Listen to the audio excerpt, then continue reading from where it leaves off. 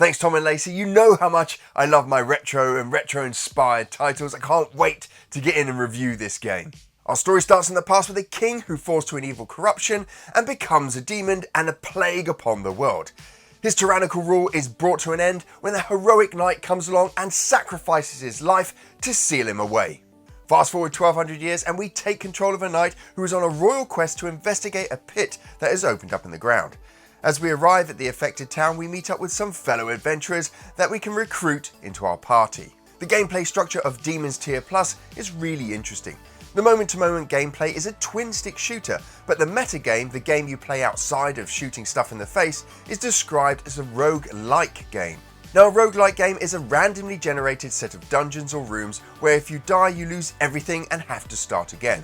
A roguelite game allows you to keep something to make your second run through and subsequent runs easier. Now in Demon's Tier Plus, you kinda get to do both.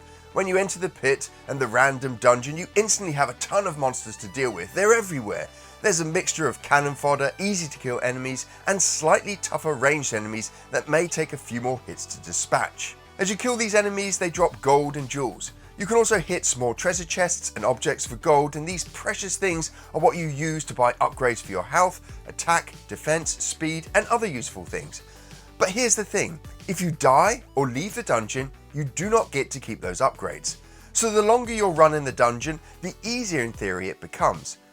As you kill enemies in the dungeon, you also get D-coins. Now D-coins do come with you as you leave the dungeons, but are lost if you die. D-coins can be used to unlock new party members, powerful potions and relics, and new weapons, and thus, here is our roguelite element. When you're in the dungeon, you have a quest to complete before the trapdoor opens and you can proceed to the next level.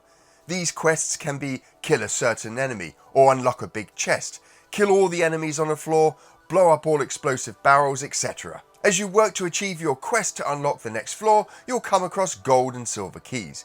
The golden keys will open large chests that hold weapon plans and runes to help boost certain stats. The silver key unlocks cages where prisoners are held. If you free them, then they'll join you, giving you an additional firepower. You can also buy silver keys with D-coins from the shop in the village, which you may want to do as you won't always find silver keys in the dungeon and you may want that extra help. You're not only up against enemies and traps within the dungeon, but also time. You have 5 minutes to clear and complete each floor. Stray beyond this time and the Grim Reaper will appear. You need to either escape to the next floor before he gets you, or accept your fate and respawn in the village with everything you've collected gone. If you die, there's just one chance to return to the place where you died, marked with a gravestone. And then by destroying the gravestone, you'll get your D-coins back. If you manage to make it to the next floor before the timer runs out, you'll get the chance to spend your gold on upgrading your character.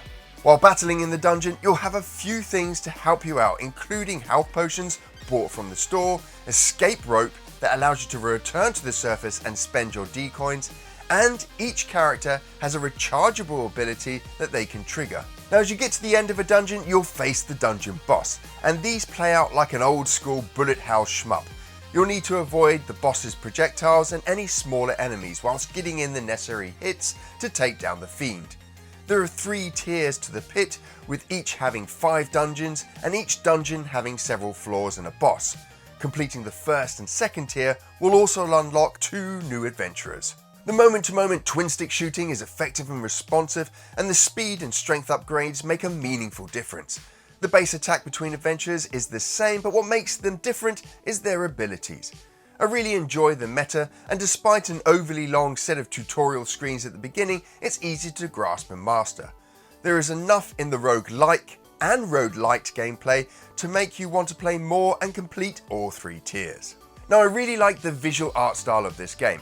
There was a time when pixel art was a necessity of the hardware it was running on, but has now become an acceptable art form in its own right. And this game and its pixel artwork is a joy to look at. Everything in the world is described with just a few pixels, and it's amazing to see how effective this can be.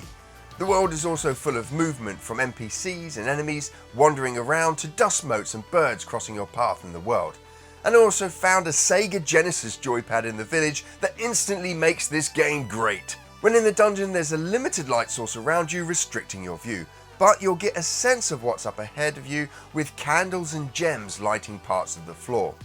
Enemies are also well drawn, although you don't always get the chance to appreciate them as you blast your way through their bodies. The sound design is simple but effective, with each dungeon having an appropriate themed soundtrack. The world is also full of reactive sound effects, like the sound your weapon makes when you fire it and it hits enemies, or open a chest, or hit an exploding barrel. The music is calming for some dungeons, classically spooky for others, and with some there's a real sense of urgency. Despite being a modern game, the soundtrack reminds me of something you may find on the Super Nintendo.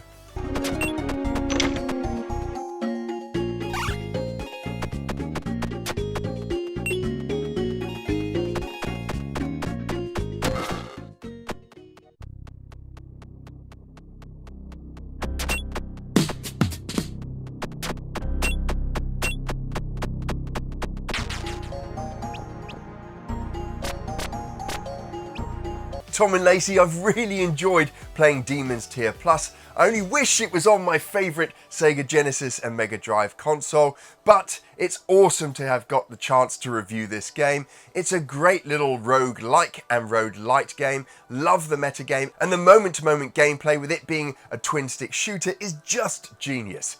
For me, I'm going to give this a gold Retro Gamer Boy coin.